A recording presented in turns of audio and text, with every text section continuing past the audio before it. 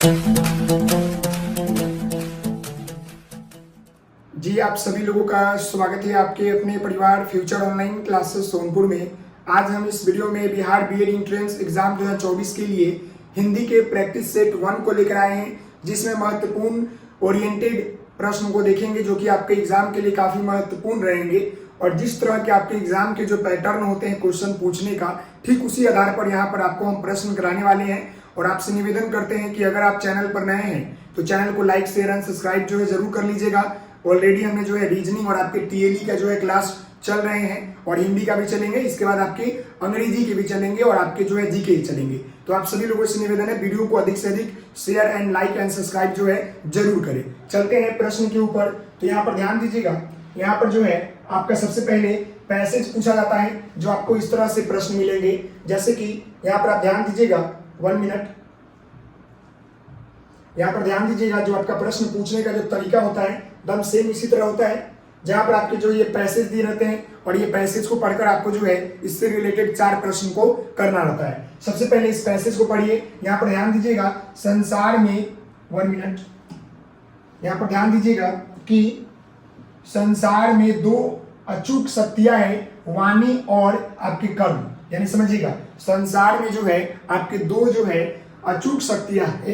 पहला आपका जो है वाणी और दूसरा आपका क्रम, यानी काम, कर्म बोलते हैं। जैसे कि बोलना, आपका वाणी और आपका जो क्रम है ना, मतलब क्रम यानी कि काम जो वो आपका जो है अचूक शक्तियां है।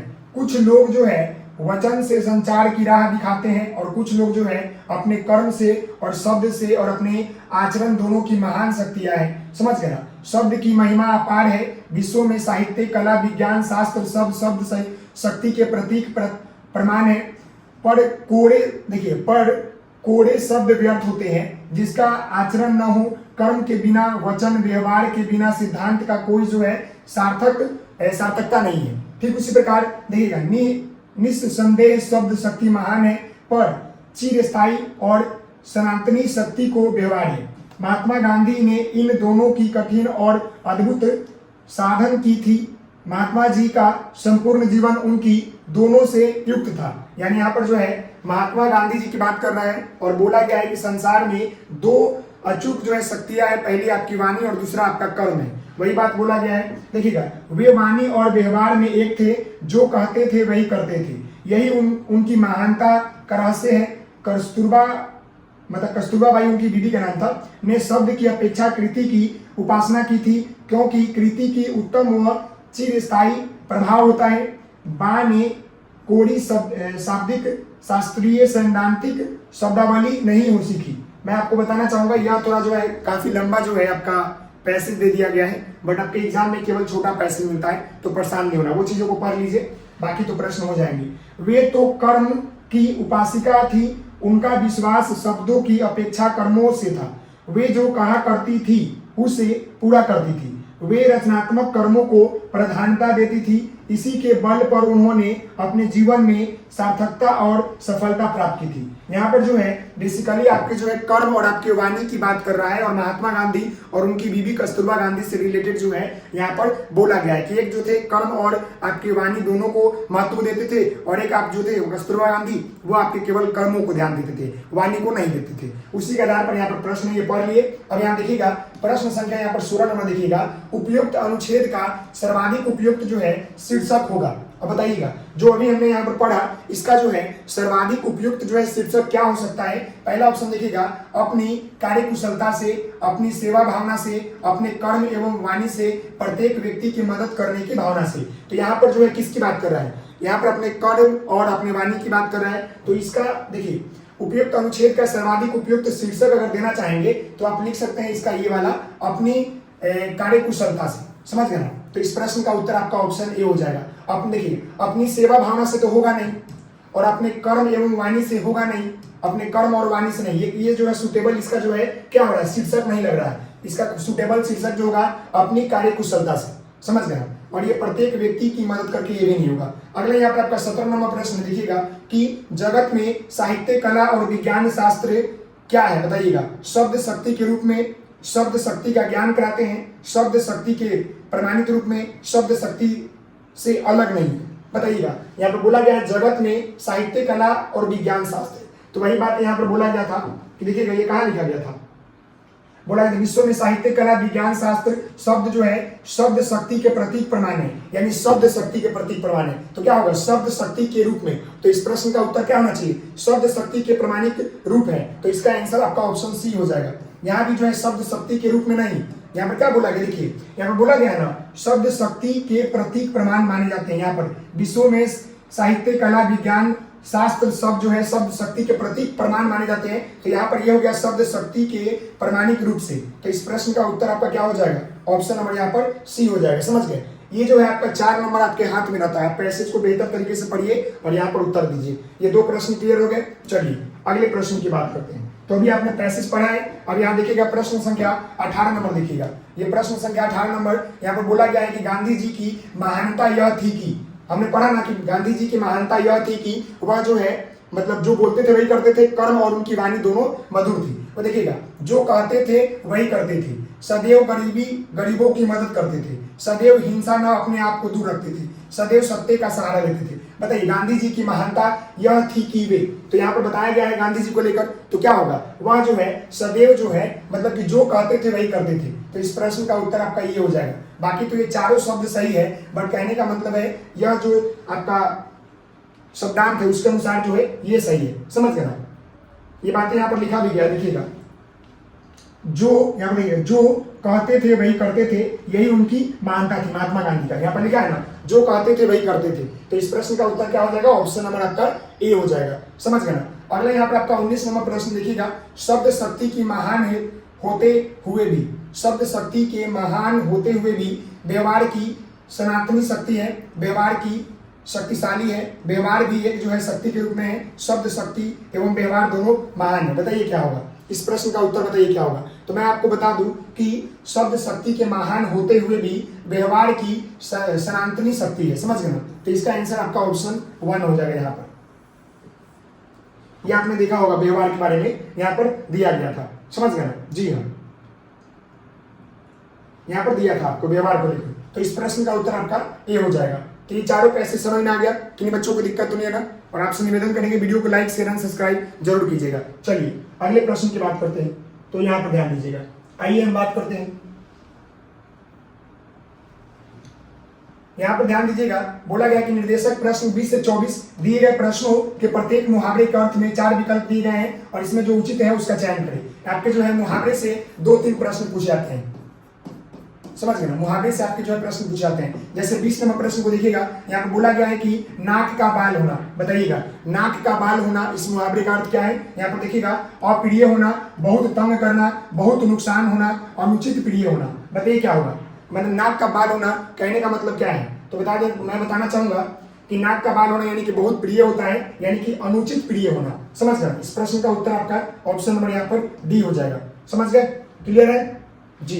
अगला यहाँ पर आपका प्रश्न है 21 नंबर, पेट में दाढ़ी होना। बताइएगा ये क्या बोला गया है, पेट में दाढ़ी होना। बताइएगा भेद न लगने देना, या वस्तु का सही स्थान न होना, या अप्राकृतिक व्यवहार होना, या छोटी उम्र में ही बुद्धिमान होना। बताइए क्या होगा, पेट में दाढ़ी होना क्या इसका मतलब है बताइए। तो मैं आपको बताना चाहूंगा, पेट में दाढ़ी होना कहने का मतलब होता है छोटी उम्र में ही जो है अधिक जो है बुद्धिमान होना। तो इस प्रश्न का उत्तर आपका ऑप्शन नंबर यहाँ पर क्या हो जाएगा, डी हो जाएगा। ये सब आपका यहाँ पर गलत है। क्लियर है ये प्रश्न, क्लियर है। चलिए अगले प्रश्न की हम बात करते हैं। तो आगे यहाँ पर देखिएगा 22 नंबर प्रश्न, ये बोला गया है कि फूल सूंघ कर रहना। बताइएगा फूल सूंघ कर रहना मुहावरे का क्या अर्थ है। यहाँ पर ऑप्शन देखिएगा, बहुत कम खाना, खुशबू पसंद करना, या सीधी राह पर चलना, या अत्यधिक तेज तैयार होना। बताइएगा फूल सूंघ कर रह जाना इसका मतलब क्या होगा। तो देखिए फूल सूंघ कर रह जाना इसका मतलब ये ऑप्शन के अनुसार बहुत कम खाना, यानी कि बहुत कम खाना, केवल देखकर या सूंघ कर ही रह जाना। तो इस प्रश्न का उत्तर आपका ऑप्शन नंबर यहाँ पर ए हो जाएगा। समझ गए। अगला यहाँ पर आपका 23 नंबर प्रश्न है, नाक पर मक्खी न बैठने देना। बताइएगा नाक पर मक्खी न बैठने देना इस मुहावरे का अर्थ क्या है। यहाँ पर ऑप्शन देखिएगा, अधिक तर्क वितर्क करना, किसी को पास न आने देना, अत्यधिक जो है समझदार होना, या हाथ की सफाई दिखाना। बताइएगा नाक पर मक्खी न बैठने देना का जो मुहावरे का अर्थ होता है वह होता है किसी को पास न आने देना। नहीं होता, हम लोग किसी चीज को मक्खी पर नहीं बैठने देते हैं, मार देते हैं, ना जिससे बैठा ऐसे कर देते हैं। तो इसका आंसर आपका ऑप्शन यहाँ पर बी हो जाएगा, किसी को पास न आने देना। समझ गए, किसी को पास ना आने देना, ये आपका जो है मुहावरे का अर्थ हो जाएगा। ये ऑप्शन नंबर यहाँ पर बी करेक्ट है। क्लियर है। अगला यहाँ पर देखिएगा 24 नंबर प्रश्न की संविदा संविदा संविदा का उपयुक्त अर्थ बताइए। संविदा का अर्थ क्या होता है? यहाँ पर देखिएगा निविदा, और यहाँ पर है ठेका, यहाँ पर है व्यवहार, और यहाँ पर है विदाई।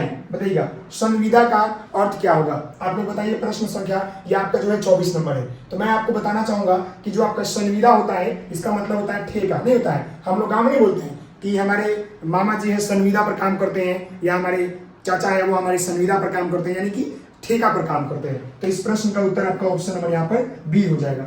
याद रखिएगा, ये प्रश्न संख्या आपका 24 नंबर था। ये जो आपका संविदा का अर्थ होता है ठेका, ठेका, समझ गए, ठेका पर काम करना ठेका होता है। अगले प्रश्न की बात करते हैं, तो यहाँ ध्यान दीजिएगा। अगला यहाँ पर आपका निर्देश से जो है प्रश्न 25 से 29 नीचे दिए गए हैं। आपके प्रत्येक प्रश्न में एक जो है शब्द 4 संभावित तात्पर्य दिए गए हैं, सही विकल्प चुनिए। यानी कहने का मतलब है ये आपके जो है उसके अर्थ के बारे में पूछ रहा है। यहाँ पर देखिएगा 25वां प्रश्न यहाँ पर है पृष्ठ व्यय। पृष्ठ व्यय का मतलब क्या होता है आपको बताना है। यहाँ पर ध्यान दीजिएगा, पूछने योग्य बीता हुआ जिससे प्रश्न पूछा जाए, या पीछे देने योग्य, समझिए पीछे देने वाली। तो ये पृष्ठ व्यय कहने का मतलब क्या होगा आप लोग बताइए। ये प्रश्न संख्या आपका 25 है। तो पृष्ठ व्यय कहने का मतलब है कि पूछने योग्य, ऐसा कुछ हो जो कि पृष्ठ व्यय हो, यानी पूछने योग्य हो। तो इस प्रश्न का उत्तर आपका ऑप्शन नंबर यहाँ पर 1 हो जाएगा, ए हो जाएगा। अगला यहाँ पर आपका 26वां प्रश्न है निराय युद्ध। समझ गए, निराय युद्ध। तो निराय युद्ध का बताइए क्या होगा। तो निराय युद्ध कहने का मतलब है कि बिना युद्ध किए, बिना अस्त्र के, जल के युद्ध, इनमें से कोई नहीं। तो एक होता है युद्ध यानी कि लड़ाई झगड़ा करना, एक होता है निरा युद्ध यानी बिना अस्त्र के, समझ गए ना। तो इसका आंसर आपका हो जाएगा निरा युद्ध कहने का मतलब है बिना अस्त्र के। तो इसका आंसर आपका ऑप्शन नंबर बी हो जाएगा, समझ गए, बिना अस्त्र के लड़ना, उसी को हम लोग बोलते हैं निरा युद्ध। क्लियर है। अगले प्रश्न की बात करते हैं। अगला प्रश्न यहाँ पर ध्यान दीजिएगा 27 नंबर, और ये बोला गया है अनावृष्टि। अनावृष्टि का मतलब क्या होता है? बहुत अधिक वर्षा, सूखे की स्थिति, अचानक धन की प्राप्ति, अन्याभाव की स्थिति। अनावृष्टि का मतलब जो होता है आपका सूखे की स्थिति होना, अचानक जो है मतलब कि सूखे का स्थिति, समझ गए। अनावृष्टि इसका मतलब होता है सुखाड़ की स्थिति आना। अगला यहाँ पर है तिमिर। तिमिर का मतलब आप लोग जानते होंगे क्या होता है। तिमिर का मतलब रात होता है कि दामिनी होता है कि अंधकार होता है कि आपका विति होत्र होता है। तिमिर जो होता है आपका क्या है, वो आपका पर्यायवाची शब्द, बताइए किसका होगा। तो तिमिर का मतलब क्या होगा आप लोग बताइए। तो तिमिर का मतलब होता है अंधेरा, समझ गए ना। तिमिर का मतलब होता है अंधेरा, ये मिलता जुलता वर्ड है। और तिमिर का आपका उल्टा जो है प्रकाश होता है, ये भी याद रखिएगा। इस प्रश्न का उत्तर आपका ऑप्शन नंबर बी हो जाएगा। अगले प्रश्न की बात करते हैं 29 नंबर। देखिएगा निम्नलिखित में से कौन सा एक शब्द जो है वर्तनी की दृष्टि से शुद्ध है। अब आपको बताना है कि शुद्ध शब्द कौन है। यहाँ पर देखिएगा उन्नति, उन्नति, उन्नति, उन्नति। तो बताइए उन्नति हम लोग कैसे लिखते हैं। तो आप ध्यान पूर्वक देखिएगा, तो हम लोग उन्नति को जो है उ आधा न पूरा न अति लिखते हैं, ये वाला। तो इसका आंसर क्या हो जाना चाहिए, ऑप्शन नंबर यहाँ पर सी हो जाना चाहिए। ये आपका जो है क्या है, सही है, बाकी सब आपका गलत है।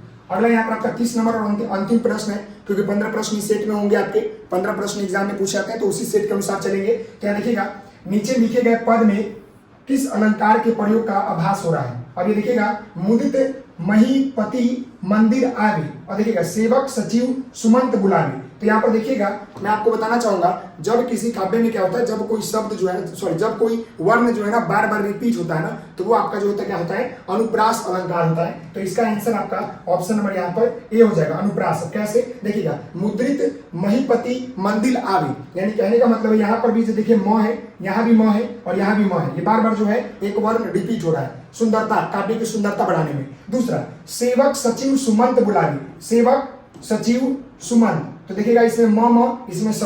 तो क्या हो रहा है कि किसी काव्य में जब किसी वर्ण जो है बार बार जो है क्या हो, वो आपके रिपीट हो, तो वो सुंदरता बढ़ाता है, तो उसके अनुसार जो है आपका अनुप्रास अलंकार हो जाता है। तो इस प्रश्न का उत्तर आपका ऑप्शन नंबर यहाँ पर ए हो जाएगा। तो आशा करते हैं कि आप जो है यह 15 प्रश्न का सेट था, जिसमें आपके एग्जाम ओरिएंटेड प्रश्न थे। एग्जाम में आपका इसी तरह का प्रश्न पूछते हैं। तो आप सभी लोग मुझे कमेंट कीजिए और बताइए कि 15 क्वेश्चन का सेट में आप सभी लोग मुझे बताइए कि 15 क्वेश्चन के सेट में आप सभी लोगों का स्कोर जो है कितना है, और आप सभी लोग कमेंट कीजिए और बताइए कि आपके जो है स्कोर कितने आ रहे हैं। और आपसे निवेदन करेंगे, अगर आप चैनल पर नए हैं तो चैनल को लाइक शेयर एंड सब्सक्राइब जो है जरूर कर लीजिएगा। मिलते हैं नेक्स्ट वीडियो में, तब तक के लिए धन्यवाद। Thank you so much. जय हिंद, जय भारत। Okay, take care.